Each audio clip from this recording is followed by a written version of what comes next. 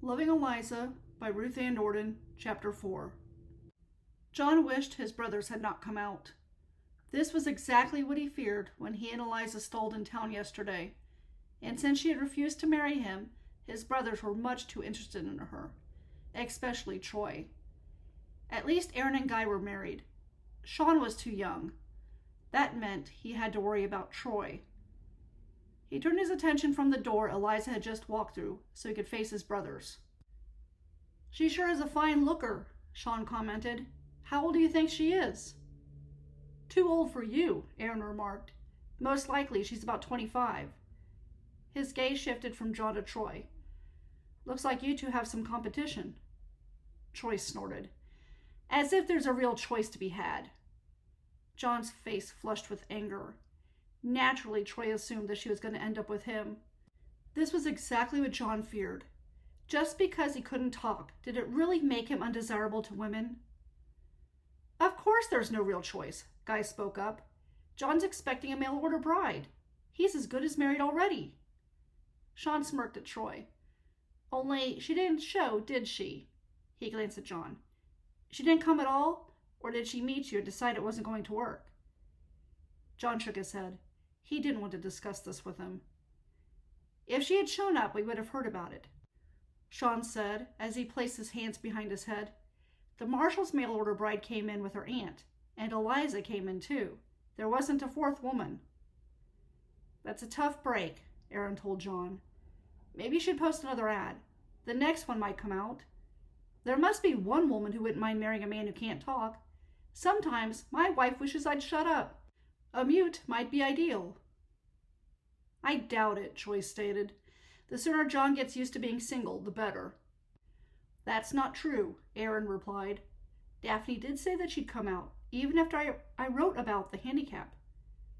"But she decided against it," Troy added. "Maybe the next one won't. Maybe we're all going about this wrong. Maybe we should include that he's mute in the ad. Then whoever replies, we know she's prepared." "You're wasting John's time and money," Troy insisted. "Leave it alone. Besides, he's happy as things are." "He is not," Aaron argued. "He is too," Troy insisted. "Why, it's beautiful out here, and he makes a good living. In fact, I bet he makes more than us with his odd jobs." "He's standing in the room," Sean intervened. "We know," Troy said. "Then why are you talking about him as if he's not here?" Sean asked. "Because he can't talk. We can't have a real conversation with him," Troy replied. "He's mute, not dumb," Guy added. "And how is he going to talk to us?" Troy looked at John. "How is your day so far, John?" Leave, John thought. All of you need to go home. If John could talk, that's exactly what he would tell them. Instead, he glared at Troy. "See," Troy said. "He just stands there and watches people. He's spooky." "He is not spooky," Guy argued. "Are you kidding?" Troy asked. "None of the kids will talk to him. They even have a rhyme they made up about him. It goes, 'Enough!'" Aaron snapped. "Our parents would be rolling over in their graves if they knew about this conversation." He stood up. "We wanted to see Eliza for ourselves. We heard she was the prettiest little thing in town, and darned if that isn't the most accurate statement I've ever heard. But Troy, if you expect her to consider you, you'd better shape up." "I'd do better if I didn't have a lot of you chaperoning me," Troy replied. "I wanted to come alone, but you all had to stick your noses into my business." "You should thank us for coming out," Guy said. "Otherwise you would have made a fool of yourself." Troy narrowed his eyes at him. John hastened to the kitchen and grabbed a broom. When he returned, he banged it on the floor, immediately stopping Guy and Troy from getting into another fight. When they grew silent, he pointed to the door. "Let's get out of here," Aaron said. Sean stood up. "Yeah, the last thing he needs is to lose another chair because you two couldn't keep your tempers down," he told Guy and Troy. Relieved, John watched as they left. Now that they had met Eliza, they could stay in town. He set the broom back in the kitchen and rubbed his eyes. He hated it when they came out. Getting them gathered in one room was like waiting for dynamite to explode. Thankfully, Troy never came out alone. He knew that Troy thought he had limited mental abilities. Just because he couldn't talk, it didn't mean he didn't understand what was going on around him. Taking a deep breath to steady his nerves, he decided to see where Eliza went. He frowned when he reached the screen door. Eliza stood a few feet from the house. She had collected a handful of flowers, but stopped when Troy approached her. Before John had a chance to think about it, he strode out of the house, not bothering to look at his other brothers, who stopped on their way to their horses to watch what he would do. He didn't care what they thought. A woman like Eliza did not come his way every day. In fact, she never come his way until the day before, and he wasn't stupid enough to lie down and give her up to his brother. "If you need anything at all, be sure to let me know," Troy told her. "Well, it's very kind of you," Eliza replied. John clenched his jaw. Did her smile mean that she was looking forward to seeing Troy again? He stepped up to her. She jerked. "Oh, John, you gave me a good scare. I didn't even hear you coming." Troy's eyebrows furrowed. "He's sneaky that way." "Well, then you'd better watch your back," she said. "You don't know when he's coming." She turned to John and showed him the purple and white flowers. "I hope you don't mind, but I thought I'd collect some flowers to put into your home. Flowers brighten up the place, don't you think?" He smiled at her and nodded. "Take that, Troy," he thought. "She's bringing flowers into my house, not yours." Still, he realized that he had no yellow flowers for her to choose from. He was going to have to rectify that.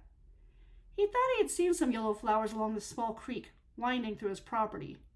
He'd go back there before the day was over to check on that. "Come on, Troy," Guy called out, sounding annoyed. "We have to get back." "I'll see you around," Troy said. Without a glance in John's direction, he tipped his hat in Eliza's direction and approached his horse. Sean whispered something to Troy. "Shut up," Troy growled before he got on his steed. John relaxed. Good. They'd be gone, at least for a while. Maybe long enough for him to convince Eliza to marry him. Then Troy would have to stay away for good. Eliza waited until his brothers were out of earshot before she spoke. "Do they come around often?" He shook his head. "It must be good when they do." She picked up a couple more purple flowers before she turned back to him. "I'm sorry I interfered. I should have let the 5 of you be by yourselves." He wondered why she said that, so he lifted his hands, palms up, and gave her a questioning look. "Well, naturally I was in the way," she said. "They came by to see you, not me." Before he could protest, she turned back to the flowers. What did it matter what she assumed? He couldn't explain it, nor did he really care to. If she knew that Troy wanted to get to know her better, then she might consider the possibility of being with him. And if she did that... John frowned. He didn't like that idea at all. Maybe it was best to let her think what she did. Then she'd leave whenever Troy came around in the future. It would give John a better chance with her, though it probably was wrong for him to manipulate things like that. She straightened up and warmly smiled at him. She was so beautiful.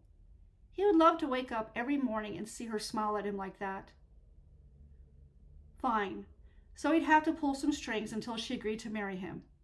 But he'd be good to her. He wasn't exactly sure what husbands did to care for their wives, but he could learn. "I think these will be enough for your home. They'll smell nice, too," she said. Closing her eyes, she lifted the bouquet to her nose and inhaled. When she opened them, her brown eyes were sparkling. "There's nothing as wonderful as fresh flowers." No, John thought, there's nothing as wonderful as you. "I'll get out of your way so you can go about your day, like you usually do," she said. "I'll let you know when lunch is ready. Is noon all right for that?" He nodded. "Then I'll holler for you at noon." He wanted to follow her in the house and join her in whatever she planned to do, but figured that she might not want him nearby, since she had specifically said that she would call for him when she was ready to be with him again. Sighing, he dragged his feet to the shed. Noon suddenly seemed a long ways off. Eliza finished making the bean soup and loaf of bread before she spread out the nice, lacy green tablecloth that she had found tucked away at the back of the cupboard while she examined the kitchen to see what she could make. She found containers for the flowers and placed a bouquet in each room. Pulling back the heavy drapes in his bedroom, she realized that the place needed a good scrubbing. She already knew that she had her work cut out for her in the kitchen and the parlor, but the bedroom came as a surprise, for he had made it a habit of putting all of his things in their proper place. The darkness of the room hindered anyone's ability to see the faded walls. Paint. The whole place needed a fresh coat of paint. She thought a nice cheery yellow would do for the kitchen. A nice soothing green would work for the parlor, and maybe even the bedroom. She'd scrub the hardwood floors too, so they would look much better. She grew tired of the thought of all the work that she'd end up doing, but she already knew that it would be worth it. The furniture was so beautiful. John needed a house to go with it. As she left the house to find him, she calculated the cost for everything, remembering the curtains that she wanted to put up too. She found John in the shed. He was painting the table that he had just completed. She whistled. "This is the prettiest table I've ever seen. The person you're making it for will be pleased." He looked up from his brush and smiled at her. She cocked her head to the side and studied him. "You know, you're a heartbreaker when you smile." His eyes grew wide. She laughed. "Hasn't anyone ever told you that your whole face lights up when you smile?" He shook his head. "Well, I'm sure your mother did at some point. Once I trim that shaggy hair of yours, you'll be the best-looking man in town. You just wait. That Daphne is going to take one look at you and thank her lucky stars that she came out to marry you." His smile faltered. "Oh, don't give up hope, John. She's coming." He shook his head and pointed at her. She sighed. What in the world was he trying to tell her? "That's it," she decided. "We're starting you on your lessons today. The sooner you learn to read and write, the sooner I can understand everything you're trying to tell me." She waved him to the house. "When you're done with that table, come on into the house. Lunch is ready. It's nothing fancy, mind you, but I just started learning to cook." He nodded and motioned to the unpainted part of the table. "You're right, it won't take long. Just come in when you're done. I have a surprise for you," she said. His eyebrows rose in interest. Who could resist a surprise? She grinned. "I'll show you after you finish the table." He immediately dipped the brush into the paint and continued his work. While she walked back to the house, she made a mental note to ask him about making the purchases to get his house looking better. The outside of his house was in shape, so obviously he did care about its appearance. That should make her job of talking him into making the inside even better easier. 10 minutes after she spread out the meal for them to eat, he entered the house. "Do you only wear a hat when you go into town?" she asked. He nodded. "It's fun to feel the sunlight on your face," she said. "Is that why you do it?" He shook his head. "I guess the reason doesn't matter." She clapped her hands and turned to the table. "Do you notice anything different?" A smile spread across his face as he pointed to the flowers at the center of the table. "Anything else?" she pressed, enjoying the game. His eyes grew wide and he touched the tablecloth. "You're right. I found it in the cupboard. Was it your mother's?" He nodded. "I bet she was a good woman," she said. He nodded again, looking sad for a moment. She sighed. Her son would never know about her. As she requested, the Grahams raised him to believe he was their son. He would be 12 now. She hoped that he was happy. The baby picture of him was all that she had. John approached her, his face sympathetic as he brushed a tear from her cheek. She quickly touched her face. She hadn't realized that she'd been crying. Laughing off her tears, she waved her hand at him. "Don't mind me. I get sentimental when I think about mothers." She took his hand and led him to the parlor. "Look, I put flowers in here, too. Don't they brighten up the room?" Then she took him to his bedroom. "Do you ever open those drapes?" He shook his head. "You should," she said. "This room faces north. That means you don't have to worry about the sunlight coming directly into this room, so you can enjoy it throughout the day. I'd like to paint the rooms and get lacy curtains. I love lace. So pretty. Will you let me do that?" He pointed to himself and made a painting motion.